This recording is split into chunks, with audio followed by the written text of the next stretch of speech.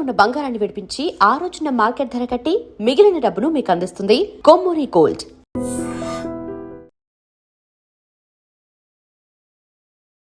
నమస్కారం, welcome to I dream.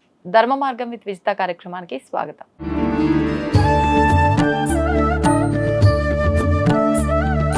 ప్రస్తుతం మనతో పాటు ఉన్నారు ప్రముఖ ఆధ్యాత్మికవేత్త సుభాష్ శర్మ గారు. ఇప్పుడు గురుగారితో మాట్లాడతాం.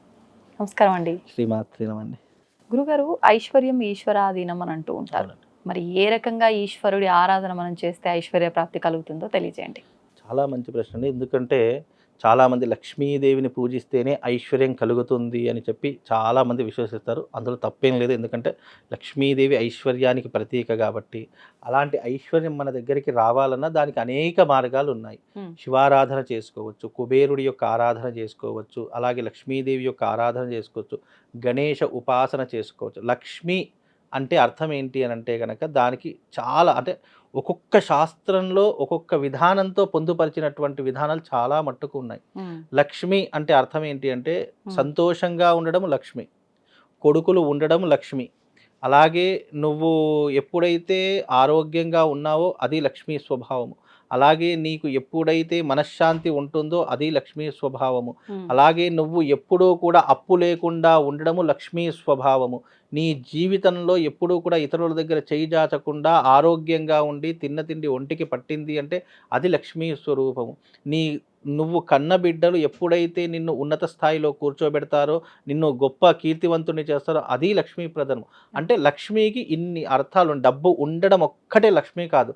అలా డబ్బు ఉన్నవాడే గొప్పవాడు, డబ్బు ఉన్నవాడే అన్ని రకాలుగా ఏదైనా సాధించగలడు అంటే ప్రపంచంలో చాలామంది ఉన్నారు. కానీ డబ్బున్న ఉన్నంత మాత్రాన ఎవడు కూడా లక్ష్మీపుత్రుడు కాలేడు. ఎప్పుడైతే మనం సుఖము, సంతోషము, ఆరోగ్యము, ఆనందము ఇవన్నీ అనుభవిస్తామో అంతకు మించినటువంటి గొప్ప లక్ష్మి ఇంకొకటి లేదు అని శాస్త్రం. అయితే ఐశ్వర్యానికి సూచిక అయినటువంటిది ఈశ్వరుడు అని చెప్పేసి శాస్త్రం చెప్పడం జరిగింది. అంటే ఈశ్వరుడి యొక్క ఆరాధనలో ఎన్నో భాగాలు ఉన్నాయి. అందులో ఈశ్వరుణ్ణి తొందరగా తృప్తిపరచాలి, ఈశ్వరుణ్ణి తొందరగా ప్రసన్నం చేసుకోవాలి అని అంటే ఎవరైతే ఆర్థికపరమైనటువంటి ఇబ్బందులతో బాధపడుతున్నారో వాళ్ళు బిల్వార్చన అనేటటువంటిది. ఎందుకంటే బిల్వము అని అంటే లక్ష్మీప్రదమైనటువంటిది అని శాస్త్రము. ఆ యొక్క బిల్వ వృక్షంలో కూడా సాక్షాత్తు లక్ష్మీదేవి కొలువై ఉంటుంది అని శాస్త్రం. అలాంటి బిల్వ వృక్షాన్ని శివుడికి సమర్పించడం ద్వారా అష్టైశ్వర్యాలు కలుగుతాయి అని శాస్త్రము. ఏ రకంగానైతే శివుడికి సమర్పించే అనేక ద్రవ్యాలు ఉన్నాయో, మీరు ఎప్పుడైనా ఏ భగవంతునైనా తీసుకోండి, అత్యధిక అభిషేకాలు, అత్యధికంగా చేసేటటువంటి కొన్ని విధానాలు శివుడికి మాత్రమే ఉన్నాయి. మామూలుగా ఏ దేవతలను తీసుకున్నా కేవలం పంచామృతంతో మాత్రమే అభిషేకం చేయడం చూస్తాము తప్ప శివుడికి అలా కాదు. శివుడికి ప్రతి ఒక్క ద్రవ్యాలతో అభిషేకం చేస్తాము. పంచామృతం చేస్తాం, పాలు, పెరుగు, తేనె, నెయ్యితో చేస్తాము, పళ్ళ రసాలతో చేస్తూ ఉంటాము. అలాగే దుర్వ అంటే ఈ గరిక అంటాను చూసారా, గరికె నీళ్ళతో కూడా అభిషేకం. ఆ దుర్వను వేసి మనం శివుడికి అభిషేకం చేస్తేనట సంతానం లేదని ఎవరైతే బాధపడుతున్నారో దుర్వాభిషేకం చేస్తే తొందరగా సంతానం కలుగుతుంది అని మనకు లింగ పురాణంలో చెప్పడం జరిగింది. ఐశ్వర్యంతో ఎవరైతే ఇబ్బందులు పడుతున్నారో లేదా ఐశ్వర్యం లేదని చెప్పి బాధపడుతున్నారో, అప్పుల బాధతో బాధపడుతున్నారో, బిల్వపత్రాలతో స్వామివారికి అర్చించిన, పూజించిన అఖండ ఐశ్వర్యం కలుగుతుంది అని శాస్త్రము. అది కూడా క్రమ పద్ధతితో, నియమనిష్టలతో, ఆ శివుడికి సంబంధించినటువంటి ఆరాధనతో చేస్తేనే మనకు ఐశ్వర్యానికి సూచిక అని చెప్పడం జరిగింది. నువ్వు అడగాల్సిన పనే లేదు. నువ్వు ఒక 11 సోమవారాల లేదు అని అంటే కనుక ఒక 5 సోమవారాల నువ్వు ఎంచుకొని నువ్వు సంకల్పపూర్వకంగా ప్రతి సోమవారం వెళ్ళి నువ్వు స్వామివారికి వెళ్ళి బిల్వార్చన చేయండి. 108 బిల్వాలు తప్పకుండా తీసుకొని వెళ్ళాలి. అలా 108 బిల్వాలు తీసుకొని వెళ్ళి స్వామివారికి అర్చన గనక చేస్తే, అది కూడా ఒక్కొక్క నామముతో, స్వామివారికి అష్టోత్తరానికి సంబంధించినటువంటి నామాలు ఉంటాయి. శివాయ నమః, మహేశ్వరాయ నమః, శంభవే నమః, పినాకినీ నమః, శశిశేఖరాయ నమః, ఇలా 108 నామాలు ఉంటాయి. ఒక్కొక్క నామంతో ఒక్కొక్క బిల్వం ఎప్పుడైతే సమర్పించడం ప్రారంభమవుతుందో అప్పుడు నీ జీవితంలో మార్పు అవుతుంది. అప్పుడు నీకు లక్ష్మీ కటాక్షం కలుగుతుంది. ప్రత్యక్షంగా లక్ష్మీదేవి ఎప్పటికీ కూడా లక్ష్మిని కటాక్షించదు.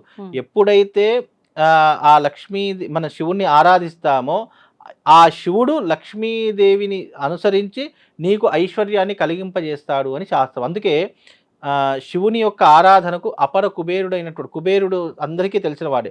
ఆ కుబేరుడు కూడా శివారాధన చేసే ఐశ్వర్యానికి నాయకుడయ్యాడు. నవనిధులకు అష్ట ఐశ్వర్యాలకు నాయకుడు ఎవరు అనంటే కుబేరుడే. అందుకే వెంకటేశ్వరుడి సైతము అప్పిచ్చినటువంటి వాడు కుబేరుడు. ఎందుకు డైరెక్ట్ లక్ష్మీదేవికి అడగొచ్చు కదా, వెంకటేశ్వర స్వామి ఎందుకు అంటే నవనిధులు రావాలన్నా నీకు డబ్బు రావాలన్నా ఫస్ట్ కుబేరుడు. కుబేరుడు శివుడు ఇవ్వాలి అని అంటే ఎవరైతే